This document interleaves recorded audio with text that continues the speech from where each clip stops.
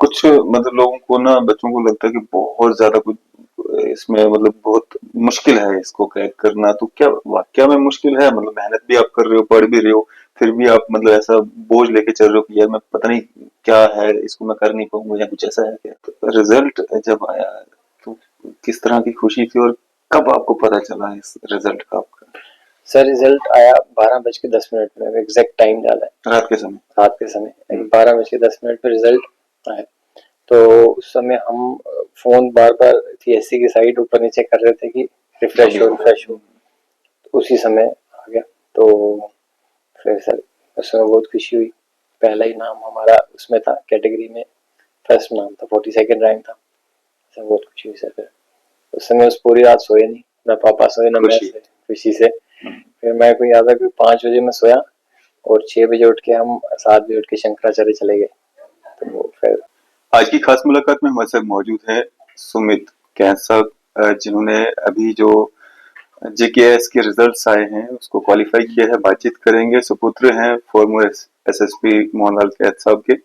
Sir, स्वागत है आपका न्यूज सर इंडिया में, और मुबारकबाद है आपको, आपने जेकेएस क्वालिफाई किया। Thank you sir.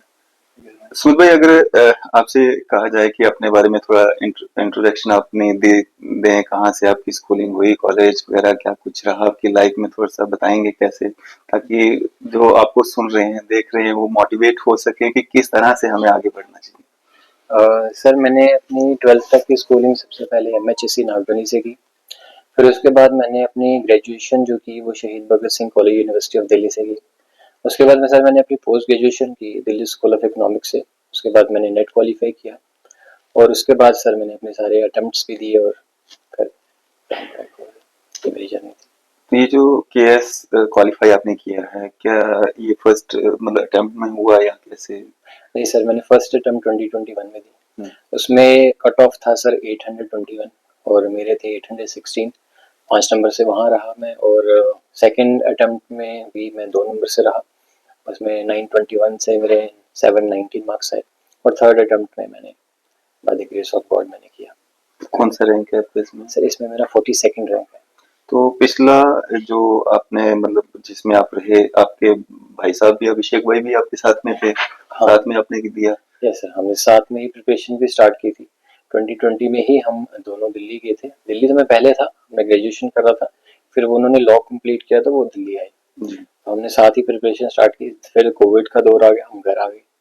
तो उसके बाद हमने घर पे प्रिपरेशन की सारी 1 साल। फिर मुझे अभी भी याद है कि वो प्रीलिम्स था अक्टूबर में। तो हमने दोनों ने दिया, हम दोनों ने क्रैक किया। फिर हमने दोनों ने मेंस के नोट्स बनाए। अभी भी याद है मुझे, वो अप्रैल 8 को था मेंस। तो हमें 6-7 महीने मिल गए थे। तो हमने वो सारा मेंस उसी में बनाया, अपना A to Z। जो पॉलिटी हिस्ट्री के सारे मेंस के नोट्स हमने अलग बनाए और प्रीलिम्स के अलग बना लिए थे। तो उसको बना के फिर हमने लिया, ऑप्शनल भी किया। तो फिर हमें उनका हो गया फर्स्ट अटेम्प्ट में, मेरा नहीं हुआ। मेरा सेकंड में भी नहीं हुआ। तो फिर थर्ड में जाके मेरा हुआ। तो अभिषेक भाई का जब फर्स्ट में हो गया तो आपने सेकंड के लिए और ज्यादा तैयारी की होगी? सर सेकंड में क्या हो गया था कि हमारा प्रीलिम्स एक बार पहले हो गया था। तो अगस्त में प्रीलिम्स हो गया था। तो मेरा प्रीलिम्स क्रैक हो गया था। तो मेंस का 21 का रिजल्ट आया था नवंबर में, 19 नवंबर में, को अभी भी डेट याद है। तो वहां मेरा छूट गया, हुआ नहीं। तो मैंने वो गैप मिस कर दिया, अगस्त सितंबर अक्टूबर नवंबर तक। तो वो 4 महीने का जो वो एक गैप था, दरअसल ये सर कॉम्पिटिटिव एग्जाम है। तो वो कॉम्पिटिटर आपका उस 4 महीने में बहुत पढ़ लिया उसने। बिल्कुल, तो बिल्कुल। वो मेरा गैप हुआ। तो फिर मैंने नवंबर दिसंबर और जनवरी में किया। फेब में हमारे मेंस थे। तो मैंने जितना कर पाया मैंने उसमें किया। लेकिन वो जो 4 महीने का गैप था, हम मैं थोड़ा लेथार्जिक हो गया, क्योंकि पता है कि अगर अच्छे मेंस हुए तो हो जाएगा, लेकिन हुआ नहीं। तो फिर मैंने वो छोड़ दी थी। तो उसके बाद फिर फेब वाला नहीं हुआ। फिर जून में आया था इसका रिजल्ट 22 का। फिर मैंने फिर से मेहनत स्टार्ट की, फिर हो गया सर। मन में कभी ऐसा था कि भाई साथ में था, आगे निकल गया, मैं थोड़ा पीछे रह गया? नहीं नहीं सर, ऐसा कोई नहीं। हमने साथ ही प्रिपरेशन स्टार्ट की। हमने साथ ही एक दूसरे की मेहनत की, एक दूसरे की हेल्प की। ऐसा कोई नहीं था। उसने मेरे को बताया, मैंने उसको बताया, क्योंकि ये एग्जाम ही ऐसा है कि आप जितने डिस्कशंस करेंगे उतना आपको उस चीज में बेनिफिशियल होगा कि यार अपने रिफाइनमेंट नोट्स कैसे होंगे, एक्सेट्रा एक्सेट्रा सारी चीजें डिस्कशन के साथ ही की हमने। तो अभी दूसरे टर्म में, तीसरे टर्म में भी भाई से बात-वात होती रहती थी, चर्चा होती रहती थी, कैसे करें, क्या करें? हाँ, 3 साल हमने यही अपनी स्ट्रैटेजी की, डिस्कशन की कि कैसे करेंगे, कब करेंगे, कितने टाइम में करेंगे। क्योंकि एग्ज़ाम यही है कि क्या पढ़ना है सर आपको, कितना पढ़ना है और कितने टाइम में उसको जल्दी से जल्दी खत्म करना है। एग्ज़ाम इसी चीज़ का है, क्योंकि रिसोर्सेज़ बहुत ज़्यादा है। हुँ, आपको उसको फ़िल्टर आउट करना है। आजकल एवरीवेयर, हुँ, इंटरनेट पे एवरीवेयर सर नोट्स अवेलेबल हैं, मार्केट में नोट्स हैं, उसको फ़िल्टर आउट आपको करना है। डिस्कशंस और किसी की अगर अच्छा इंटेलेक्ट है, उसी के साथ आप डिस्कशंस करें तो एग्ज़ाम क्लियर होगा। इसमें क्या रूटीन रहती थी आपकी? किस तरह से आपने मतलब ये फर्स्ट, सेकंड हिम्मत नहीं हारी और थर्ड में आपने जो है इसको क्वालीफाई किया? क्या रूटीन रहती थी आपकी? सर रूटीन मेरी ये होती थी कि मैं अपने जैसे टारगेट से, तो लास्ट नाइट मैं अपने टारगेट सारे डिसाइड कर लेता हूँ हुँ, कि मैंने जैसे 6 टारगेट कल अचीव करने हैं। मैंने पॉलिटी के 3 चैप्टर पढ़ने हैं, हिस्ट्री, ज्योग्राफी के करने हैं और ये टारगेट्स कर लेता था, अपनी डायरी पे लिख लेता था। नेक्स्ट डे ना ये आपका ब्रेन जो है उसी तरह से वर्क करता है फिर कि नहीं मेरे को अचीव करना है। टारगेट ओरिएंटेड अप्रोच रहती है। तो मैं उस टारगेट को फिर अचीव करता था, चाहे वो 6 घंटे 7 घंटे में हो जाए, क्योंकि 8-9 घंटे कंप्लीट पढ़ाई करना वो कुछ और। अगर आप 12 घंटे से बैठे हैं फोन चला रहे हैं, हुँ, वो पढ़ते पढ़ते भी फोन चला रहे हैं, तो 12 घंटे नहीं होगा, वो कम ही घंटे होते हैं। हुँ, तो प्रोडक्टिव जो है वो आवर्स मैं निकालता था 7-8 घंटे, इससे ज्यादा पढ़ाई इसके लिए जरूरत भी नहीं है। 7-8 घंटे। 7-8 घंटे में हो जाती है। तो पढ़ाई के साथ-साथ में क्या बाकी सारी एक्टिविटीज़ जो होती हैं वो भी साथ में रहना ज़रूरी है, या इस समय में जब आप केएएस की तैयारी कर रहे हो तो आपको सिर्फ़ पढ़ना है? नहीं सर, इसमें ऐसा नहीं है कि मैं बाकी चीजें नहीं करता था। बाकी चीजें करने से एक माइंड रिफ्रेश होता है। जैसे हम क्या थे कि हम हमारे 3-4 दोस्त थे, एक ऋषभ था, एक मेरा शशांक दोस्त था, एक शानू है, एक अमित पुनिया। तो हम शाम में 8 बजे मिलते थे, हुँ, चाय पीते थे, 1 घंटा सिर्फ हम सिर्फ बातें करते थे, हंसते हुँ, थे। तो अपना टाइम स्पेंड टाइम करते हैं। स्पेंड करते थे, वो बहुत जरूरी होता है, क्योंकि उससे आपको एक माइंड रिफ्रेश हो जाता है कि हुँ, हमने क्या पढ़ा, कैसे पढ़ा, हुँ। हंसना उस समय। तो उससे माइंड रिफ्रेश हो जाता था, तो उसके साथ साथ हो जाता था सर। तो आगे क्या गोल है आपका? मतलब सिविल सर्विसेज में जाना चाहेंगे या भाई साहब की तरह, पापा की तरह बेल्ट फोर्स में, मतलब सोच क्या है आपकी? सर अभी तो मैंने से फर्स्ट प्रेफरेंस है अपनी सिविल से भरी है, एडमिनिस्ट्रेशन में भरी है, सेकंड हुँ, पुलिस में भरी है। लेकिन जो सर्विसेज एलोकेशन गवर्नमेंट जिस हिसाब हुँ। से करेगी, तो उस हिसाब से हम उसकी अपने तन मन धन से उसको देंगे अपनी सर्विसेज। तो कैसे देखते हैं आप जम्मू कश्मीर और एडमिनिस्ट्रेशन कैसे देखते हैं? क्या है? क्या होना चाहिए था? क्या नहीं है? क्या बेहतर हो सकता है? सर ये है कि अब एक स्ट्रीमलाइन चीजें होनी चाहिए, थोड़ी करप्शन कम होनी चाहिए, रेटेपिज्म कम होना चाहिए और वगैरह वगैरह चीजें जो होंगी उस हिसाब से काम किया जाएगा। किया जाए। तो जिस तरह से आपके फादर साहब मतलब एसएसपी रह चुके हैं और इलेक्शन कंटेस्ट भी किया उन्होंने, आपको क्या लगता है थोड़ा जल्दबाजी में फैसला लिया गया या थोड़ा उनको वेट कर लेना चाहिए था? एज अ सिविल सर्वेंट इस बात पे कमेंट नहीं है, लेकिन जल्दबाजी नहीं, लेकिन ये लोगों का मानना था कि सर पापा इलेक्शन लड़े, तो उन्होंने फिर लड़ी। लोगों की डिमांड थी। लोगों की डिमांड थी सर, पापा का कुछ भी नहीं था। इन्होंने, हुँ। लोगों ने सबने मिलकर मॉडल ब्लॉक ने कहा कि पापा को इलेक्शन लड़नी चाहिए, फिर पापा आए, मैदान में ऐसे नहीं आते। तो घर का जो एनवायरनमेंट होता है वो भी काफ़ी ज़्यादा ज़रूरी होता है। फादर साहब एसएसपी, भाई मतलब बेल्ट फोर्स में लग चुके हैं, अब ट्रेनिंग है तो मस हो गया। तो कैसा रहता है इस तरह का एनवायरनमेंट में? क्या आसान होता है मतलब इस तरह के एग्ज़ाम्स को क्वालीफाई करना, या इसमें भी दिक्कत आती है, परेशानियाँ हैं इसमें भी? नहीं सर, परेशानी मेहनत की है। हुँ, मेहनत आपको एनवायरनमेंट मिल जाएगा, लेकिन आपको मेहनत खुद करनी पड़ेगी। हुँ, आपको 10 घंटे बैठना पड़ेगा, आपको टारगेट्स अचीव करने पड़ेंगे, हुँ, आपको बुक्स को रिवाइज करना पड़ेगा, बार बार टेस्ट लिखने पड़ेंगे। वो मेहनत कैसा है, वो एक ही मैं हम दोस्त बात करते थे, हम कहते थे कि एक ही चीज है जो इस एग्जाम को हमसे डिफीट कर सकती है, वो है हमारा ब्रेन। हमारा ब्रेन कहेगा कि नहीं छोड़ दो अब। वो चीज, वही चीज है कि आपको ब्रेन को समझा के रखना है अपना कि नहीं, होएगा, होगा होगा, पक्का होगा, तो फिर ये एग्जाम क्लियर होगा। ऐसे एक ही चीज है सर, आपको डेडिकेशन, मेहनत और अपने गोल्स को सेट रखना है कि करेंगे फिर ही होगा। एनवायरनमेंट, हाँ एनवायरनमेंट एक बहुत इंपॉर्टेंट होता है। पापा ने बहुत मोटिवेट किया सर, भैया ने बहुत मोटिवेट किया, मम्मा ने बहुत मोटिवेट किया, तो वो होता है। लेकिन आपको खुद की मेहनत बड़ी इंपॉर्टेंट होती है, वो भी भी करनी पड़ती है। सुमित, अगर खुद के अलावा किसी और को क्रेडिट देना हो आपकी इस कामयाबी का, किसको देना चाहेंगे? सर सबसे पहले तो माँ बाप का क्रेडिट सबसे ऊपर है।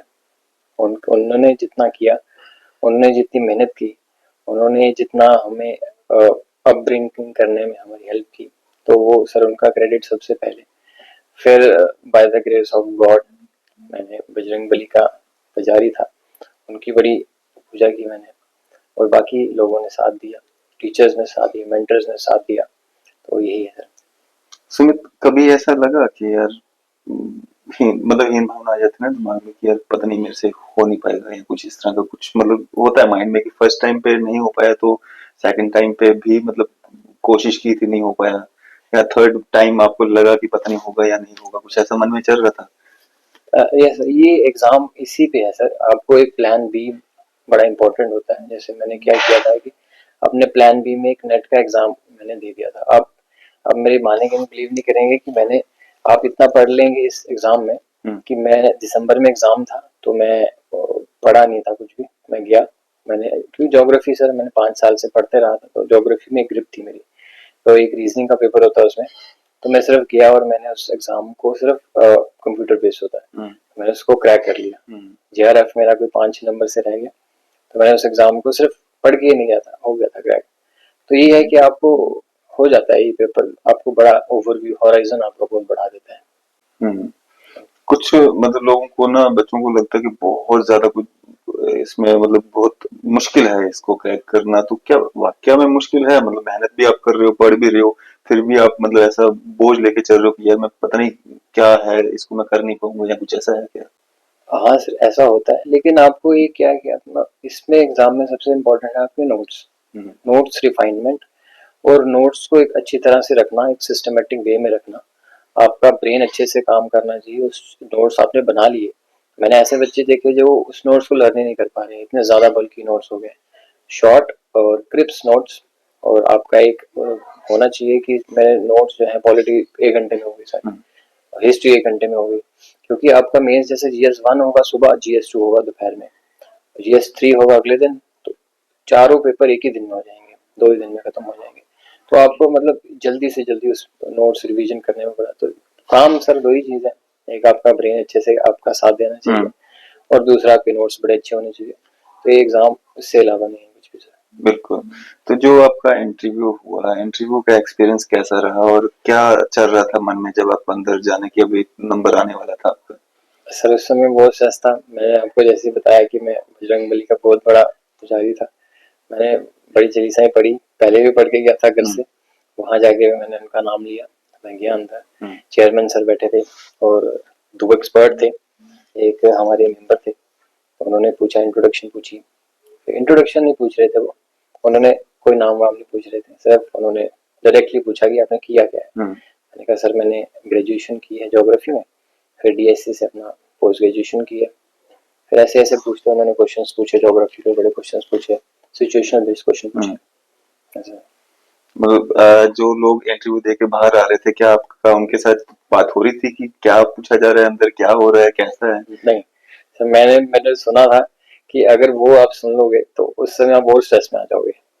मैं सर वहाँ शांत रहा, मैं बैठा रहा, मैंने कहा जो किस्मत में होगा, जो उनके दिमाग में आएगा वो बोल देंगे, जो नहीं आएगा तो सॉरी बोल देंगे। तो मैंने कुछ किसी को नहीं पूछा सर। हाँ उसके पहले दिन मैंने ट्रांसक्रिप्ट पढ़ते जा रहा था सबकी, कि क्या क्या ट्रांसक्रिप्ट आ रहे हैं, उसके मैंने नोट्स भी बना लिए थे, जो क्वेश्चन आ रहे थे तो उसके मैं नोट्स बना लिए थे। लेकिन वहां जाके मैंने किसी से बात नहीं की, मैंने शांत, बाकी बच्चे कर रहे थे, मैंने नहीं की सर। बिल्कुल। साथ में आपके फादर साहब थे? नहीं भैया थे सर, पापा घर पे बैठे थे। अच्छा। श्रीनगर में थे, हम हमामा में थे। अच्छा। तो वहां पे रुके थे, वहां से सोलीना पास ही था, तो पापा घर पे थे, मम्मा साथ थे और भैया साथ थे। पूरा दिन स्ट्रेस में रहे या गपशप भी चलती रही बीच में कुछ? गप चल रही थी सर, मेरे को समझ नहीं आ रही थी कि कब कैसे है, लेकिन बड़ा स्ट्रेस वाला दिन था। मेरा इंटरव्यू हुआ कोई 5, 5:30, 6 बजे। अच्छा। तो 1 बजे बुला लिया था, तो 1 से 5 तक सर हम देखते रहे कि कैसे कैसे कैसे, स्ट्रेस में था सर। तो रिजल्ट जब आया तो किस तरह की खुशी थी और कब आपको पता चला इस रिजल्ट का आपका?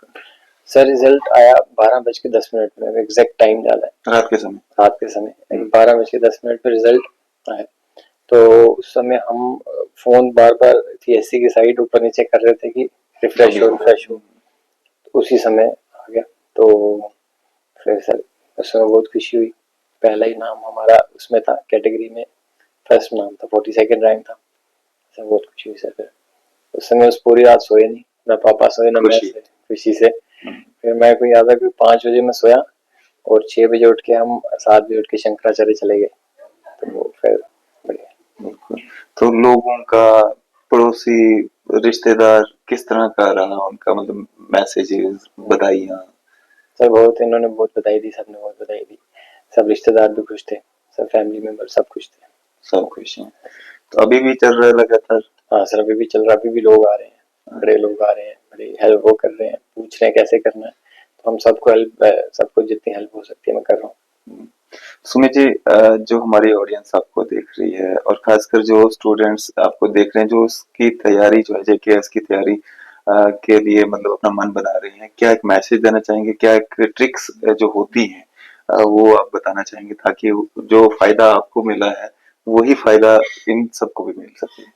सर मेरा यही है कि अपने सबसे पहले तो अपने सर एक तो मेडिटेशन करें, ये बहुत इंपॉर्टेंट है। मैं मेडिटेट कम से कम आधा घंटा करता था डेली। और अपने नोट्स को बनाएं अच्छे से। जितना आप नोट्स पे ध्यान देंगे वही आपके हर एग्जाम क्रैक करवाएगा। यूपीएससी, जेकेपीएससी, जो भी एग्जाम देंगे, सीएपी का एग्जाम होता है, सीडीएस का एग्जाम होता है, सारे आपके नोट्स पे डिपेंड है। एक बार आप अच्छे नोट्स बना लेंगे तो कोई ताकत नहीं है जो आपको इस एग्जाम में क्रैक करने से रोकेगी।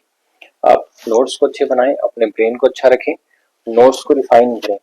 अब तो मैं लास्ट समय भी आ गया था कि मैंने अपने नोट्स अपने पैड में रख लिए थे, आईपैड में, तो उसमें मैं रिफाइनमेंट करता, क्योंकि पेजेस पेजेस में क्या होता है कि वो फिर वो हो जाता है, आगे बढ़ नहीं पाते नोट्स। तो फिर मैंने उसमें पैड में रख लिए थे, तो उसको बार बार एक्स्ट्रा एडिशन करते रहता था, ये चीजें करते रहना। तो ये बड़ा इंपॉर्टेंट है, न्यूज़पेपर का बहुत इंपॉर्टेंट रोल है। क्योंकि न्यूज़पेपर जो है आपको एक करंट का व्यू देता है। जैसे आपको कोई स्मार्ट सिटी का कोई प्रोग्राम आ गया, वो चीज आपका अगर करंट का लिंकेज होगा ना उसमें, आपको मार्क्स मिलेंगे, अच्छे से होगा। न्यूज़पेपर कोई भी या कोई स्पेसिफिक कोई? नहीं स्पेसिफिक सर, दो ही न्यूज़पेपर है, एक द हिंदू है और इंडियन एक्सप्रेस है। इन दोनों में से आप कोई भी एक पढ़ें, रूटीन में आप रूटीन में पढ़ें। और मैं तो क्या था कि एक एनालिसिस की वीडियो देख लेता था यूट्यूब पे, तो उससे भी बड़ा अच्छा व्यू आ जाता है। तो पहले न्यूज़पेपर पढ़ना था और उसका एनालिसिस भी देख लेता था, तो उससे हो जाता था, अपना एडिशन करते रहे नोट्स में। तो मॉक इंटरव्यू वगैरह भी आपने दिए हैं? हाँ सर मॉक इंटरव्यू मैंने सर कॉलेज में दिए। अच्छा। दो तीन दिन से। चलें, शुक्रिया हमारे से बातचीत करने के लिए, हमारी शुभकामनाएं आपके साथ हैं। तो सुमित कैद साहब हमारे से बात कर रहे थे जिन्होंने अभी जेकेएस क्वालिफाई किया है। आपकी इस पे क्या राय है? आप भी अपनी राय जो है जरूर साझा कीजिएगा। इसी तरह की मजीद अपडेट्स के लिए आप देखते रहें न्यूज़ इंडिया।